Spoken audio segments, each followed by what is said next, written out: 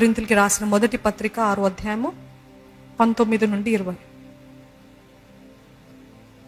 మీ దేహము దేవుని వలన మీకు అనుగ్రహించబడింది, మీలోనున్న పరిశుద్ధాత్మకు ఆలయమై ఉన్నదని మీరు ఎరుగరా? మనం అందరం చదువుదామండి. మీ దేహము దేవుని వలన మీకు అనుగ్రహించబడింది, మీలోనున్న పరిశుద్ధాత్మకు ఆలయమై ఉన్నదని మీరు ఎరుగరా? మీరు మీ సొత్తు కారు. ఏది? మీరు మీ సొత్తు కారు, విలువ పెట్టి కొనబడిన వారు గనుక మీ దేహముతో దేవుని మహిమపరచుడి. ఆమెన్. మీ దేహముతో దేవుని మహిమపరచుడి. తల్లిదండ్రులు ఎప్పుడైనా మనకు వచ్చి సరిగ్గా తిను, నువ్వు ఊరుకో అమ్మా, ఇది నా జీవితము, నా దేహము, నా శరీరం, it's my body my wish అంటారు. కానీ ఇక్కడ వాక్యం ఏం చెప్తుందండి? మీ దేహము మీరు మీ సొత్తు కాదు. అది ఎవరి సొత్తు అంట?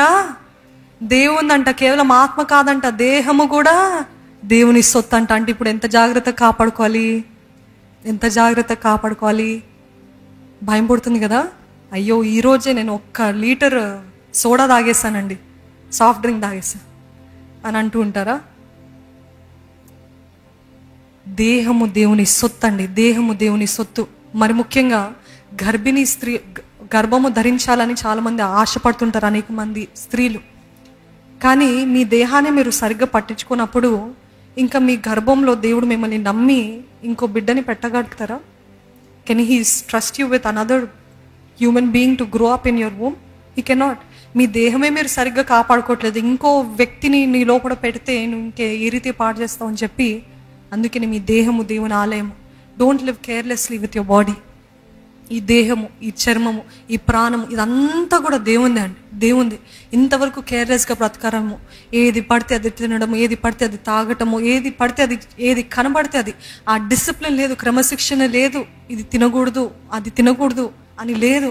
ఏది కనబడితే గ్లటనీ అంట, నరకంలో అంట తిండిబోతులు కూడా వేయబడతారంటండి. నమ్ముతున్నారా? తిండిబోతులు, గ్లటనీ అనేది ఒక పాపం అంట, తిండిబోత్తనం కూడా ఒక పాపం అంట. అంటే ఆ తిండినే మీరు అదుపులో పెట్టుకోలేకపోతే ఇంకా మీరు ఆత్మని, అంటే పాపాన్ని ఎలాగ అదుపులో పెట్టుకోగలుగుతారు? ఈరోజు తిండి దగ్గరనే మీరు, ఏసావు పాపంలో పట్టడానికి తన జ్యేష్ఠత్వాన్ని పోగొట్టుకోవడానికి కారణం ఏమైంది? ఆ ఒక్క పూట ఆహారం. అంటే the importance of discipline. You have to be healthy. నా కోసం కాదండి, దేవుని కోసం. ఈరోజు మరి ముఖ్యంగా సేవలో, పరిచర్యలో వాడబడాలని ఆశపడుతున్న వారికి పెద్ద పోరాటం ఏంటో తెలుసా? ఆరోగ్యం. అనేక మంది సేవకురాండ్రులను చూడండి, వారికి ఎటువంటి పోరాటం ఏ విషయంలో ఉండదేమో, కానీ ఆరోగ్యపరంగా మాత్రం ఎన్నో పోరాటాలు ఉంటాయి. ఎందుకంటే మరి ముఖ్యంగా ఆత్మచేత అభిషేకించబడిన వారు, మరి ముఖ్యంగా దెయ్యాన్ని విడిపించేవారు, మరి ముఖ్యంగా ప్రవచనాలు చెప్పేవారు, ఇటువంటి వరాలు కలిగిన వారు ఇంకా గొప్ప ఆత్మశక్తి కలిగి ఉంటారు. కాబట్టి ఎక్కువసేపు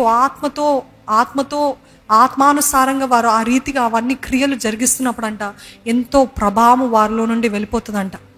అనుకుని చూడండి, ఒక హై వాల్టేజ్ ఎలక్ట్రిసిటీ బల్బు పట్టుకున్నప్పుడు ఎలాగుంటుంది? శరీరం తట్టుకోగలుగుతుందా? ఆ రీతిగా ఆత్మ మనలో ఉన్నప్పుడు, ఆత్మ కార్యాలు జరిగించేటప్పుడు అంత శక్తి ప్రభావం వాళ్ళలో నుండి పోతుంది. యేసుప్రభు ఈ లోకంలో ఉన్నప్పుడు ఆ రక్తస్రావం కలిగిన స్త్రీ ముట్టుకుంటే తెలిసిందంట. ఎందుకు? ఆయన చెప్పారు, నాలో నుండి ప్రభావం పోయింది. ఎందుకు? It is the power of the spirit. It is the holy spirit. He is very powerful. మీరు పరిచర్యలు చేయాలని దేవుని సేవ పిలుపు మీకు ఉన్నట్లయితే ఇట్ ఈస్ నాట్ ఈజీ. ఒకటి మాత్రం చెప్పాలి, it is not at all easy. It is the toughest I feel.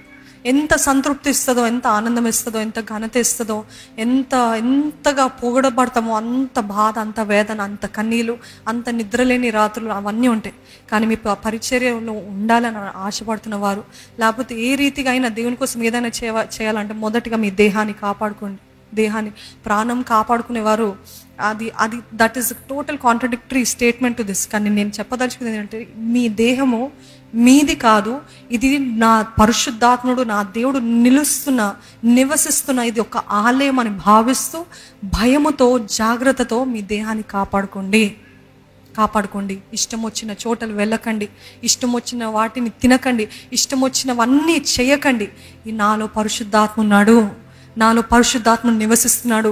ఇది చూస్తే ఆయనకి నొప్పి కలిగిస్తుంది, ఇది మాట్లాడితే ఆయనకి నొప్పి కలిగిస్తుంది, ఇది ఇలాగ తలిస్తే ఆయనకి నొప్పి కలిగిస్తుంది, ఇవి తింటే నా దేహాన్ని నేను పాడు చేసుకుంటున్నాను. మీలో ఆత్మ ఉంటాడండి, కానీ ఎప్పుడైతే దేహం మరణిస్తాడో ఆత్మ దేవుని దగ్గరికి వెళ్ళిపోతుందంట. మట్టి దేహము మట్టి మన్నై ఉంది కాబట్టి మట్టితోటి కలిసిపోతుంది. ఆత్మ దేవుడు ఇచ్చి ఉన్నాడు కాబట్టి దేవుని దగ్గరికి ఆత్మ చేరుతుందని ఆయన వాక్యం తెలియజేస్తుంది. అవునా కదా? మీరు ఎంతో చేయాలని ఆశపడుతున్నారు ఆత్మలో. నేను ఇంత పరిచర్య చేయాలి, ఇంత సేవ చేయాలి, ఇంత చేయాలని ఆశ ఉంది, కానీ దేహాన్ని పట్టించుకోవట్లేదు. సరైన విశ్రాంతి, సరైన ఆహారం ఏది లేదు. ఏది పడితే అది చేస్తున్నారు. ఆత్మ సిద్ధమే, శరీరం బలహీనంగా ఉంది. శరీరం మరణిస్తే ఆత్మ ఏమని చేయగలుగుతాడా? నథింగ్. అందుకనే దేవుడు అంటున్నాడు, మీ శరీరాన్ని మీరు కాపాడుకోండి, అప్పుడు నా సేవలో మీరు ఇంకా కూడా వాడబడుతుంది. తెలిపి లాంచ్ పెట్టి ఇష్టం వచ్చినంత జీవించి కాపాడుకోకుండా దేవా నన్ను కాపాడంటే దేవుడు ఏం చేయలేడు. మనం దేవుని ప్రిన్సిపల్స్, ఆయన నియమాలు, ఆయన చెప్పిన వాక్యానుసారంగా మనం కాపాడుకోవాలి. అదే రీతి ఆత్మపురుషుడిని బలపరచుకోవాలి, దేహాన్ని కాపాడుకోవాలి, ఆయన యందు భయభక్తులు కలిగి ఉండి ఈ క్రమశిక్షణ అంతా పాటిస్తే దేవుడు చేయవలసింది చేస్తాడా లేదా అండి? చేస్తాడా? He will definitely do it. God wants us to enlarge. దేవుడు మనమందరం కూడా విశాలపరచబడాలని, అన్ని రీతిగా వర్ధిల్లాలని.